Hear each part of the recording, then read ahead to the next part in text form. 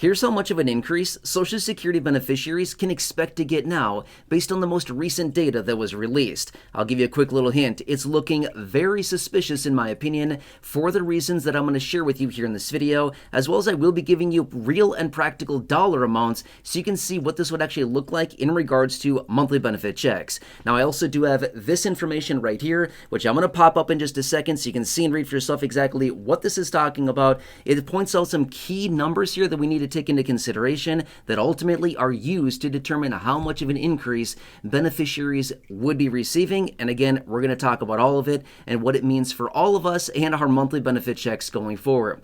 All right, so last Friday, we got the all-important inflation data for the previous month. Now, why do we care about this? Well, if you've been watching the videos for any length of time here on the channel, you've heard me talk about this, which is our increase to our benefits is based off of inflation data. Yeah, it's a very bad way to calculate this, but that's how they do it. And unfortunately, this is what we're stuck with for as of right now. Until they possibly come up with a better solution at some point in the future, who knows if they'll ever do that. Anyway, let's pop this up right here right now. This is actually a screenshot from the release out of the BLS, the Bureau of Labor Statistics.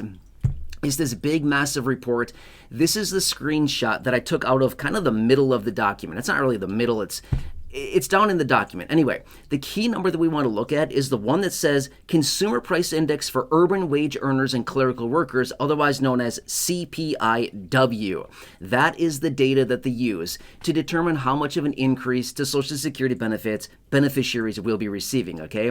Now, here we are still very early on in 2026, but we want to look at this data because this gives us a trend, a trajectory of where these numbers are going. Well, month over month, they actually are trending down quite a bit, okay? Now, here's the deal. As you can see with that screenshot there, it says for the CPIW, on a year-over-year basis, it was sitting at 2.2%. Now, that's not the number, but rather it takes into consideration a calculation to determine how much of a raise you'd be getting. But based on these numbers right here, we're actually looking at an increase to monthly benefits for the following year at just 2.1%.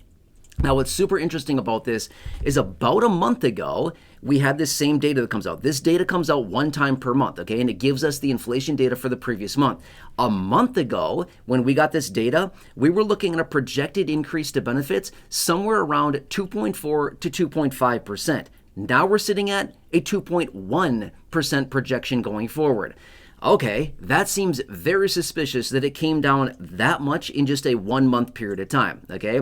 Now, really quickly here, let's run through some real practical dollar amounts applying a potential 2.1% raise to benefits, what that would look like as far as real dollars being added to a benefit check. Let's run through some real practical dollar amounts really quickly here, and then I want to give you some reasons why this is happening, and unfortunately, why they're really going to stiff us this year going into the following year here as we get into the critical months in which they use to determine our raise, okay? I'll explain that here in just a minute. All right, so let's run through some real dollar amounts here. Okay, I'm just going to buzz through these kind of quickly here. It'll paint a pretty clear picture of what this is going to look like. All right, anyway, assuming we get a 2.1% increase to our benefits for the following year, somebody with a $600 benefit would get a $12 per month increase, which, by the way, that's going to be completely wiped out with the Medicare Part B premium, whatever that happens to be for the following year. It's probably going to be more than $12, okay, just saying. Now, somebody getting a $700 monthly benefit would see a $14 increase, assuming a 2.1% increase to our benefit. An $800 benefit would see a $16 per month increase, assuming a 2.1% increase. A $900 benefit would get an $18 increase, assuming a 2.1% increase. A $1,000 monthly benefit would see a $21 increase, assuming a 2.1% increase to our benefit. Now, somebody getting the average disability SSDI benefit of $1,630 would see about $32 more per month based on a 2.1% projection. Somebody getting the average retirement benefit of, say, $2,000 would get about $40 more per month. And again, a lot of these are going to be eaten up by the Medicare Part B premium. We don't know what that's going to be for the following year. That's still a very long time from right now, but we know it's going to be quite a bit, right? You saw my videos over the last couple months here. We're projecting the Medicare Part B premium to go up by another $145 a month in the next 9 years. That's going to be spread out over the next 9 years. That's a lot. That's going to be on average about $15+ a month. $15 a month more is how much the premium is going to go up based on these numbers. But again, that's still a long time away. Let's see what happens here. Okay, so those are just some real dollar amounts, and kind of you can see what that would translate into. A 2.1% raise would translate into very little in regards to more money for beneficiaries on a monthly basis. Now, why do I say that this looks very, very, very suspicious, and why this is likely going to be the new trend for 2026, and why we are likely going to see significantly lower numbers as we continue to move forward into the new year? Well, I shouldn't say new year. It's not really the new year anymore. Throughout 2026. All right, here's why I say this. It's an election year. We know what happens every single election year. They manipulate these numbers massively, right? Now, not only that, last week we got the jobs numbers out. Those were manipulated to perfection, right? The jobs numbers came in, double expectations. Wow, unemployment rate went down. Does anybody believe this crap? Seriously, does anybody really believe this stuff? Seriously, it is nuts how much they manipulate these numbers. It is nuts. Okay, anyway, long story short here, we know that during election years, it's notorious for manipulating these numbers.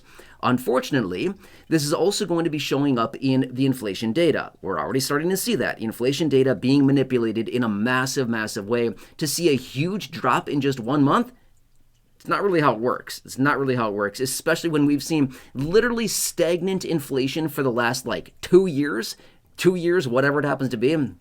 And all of a sudden it drops this much in 1 month. Yeah, sure. Yeah, that makes a whole lot of sense, guys. Yeah, that's really realistic here. We're going to really believe that one. But here's the deal. As we continue to move forward closer and closer to the midterm election in November, which we know is coming, guess what happens in the summer? July, August, and September, the third quarter of the year is the year, or the time frame in which they use to determine how much we're going to be getting as a raise to our benefits for the following year, because that's the inflation data of the third quarter that they use. Do you think that this inflation data is going to be higher or lower by the time that we get to July, August, and September? I think we can all say it together. It's going to be significantly lower. Why? Because we're only a couple months out from the midterm elections at that point. So obviously, we're not going to go into a midterm election cycle showing, hey, look, everybody's getting smoked by a huge high inflation these days. No, they're going to manipulate these numbers down to make it look like, oh, look, there's no inflation anymore. We're actually doing so well that we're actually making tons of money here because there's no more inflation. Yeah, we have more purchasing power than ever before. Yeah, right. Okay, yeah, we certainly believe that, right? So unfortunately, regardless of what happens with real inflation, I think we are stuck in a very precarious situation right here where no matter what happens, inflation could be running at an annualized pace of 4, 4.5, 5, 6, 7%. Doesn't matter. I think these numbers are going to be so highly manipulated. Doesn't matter what inflation is doing. They're going to continue to drop these numbers. And by the time that we get into the 3 critical months, the third quarter of the year, July, August, and September, these numbers are going to be manipulated so low that it's going to translate into virtually nothing for a raise by the time that we get there. Okay, it's going to take time to drop these numbers because they know, just as well as we know, they can't just drop these numbers, 0.5%, 0.7%, 1.5% overnight and month to month, but they have to slowly feather these numbers down, and they're going to do it over the coming months here. So anyway, that's my anticipation. We see it during election cycles. It does not matter the party. I'm not making this a political video. This is nothing against the current administration, nothing like that.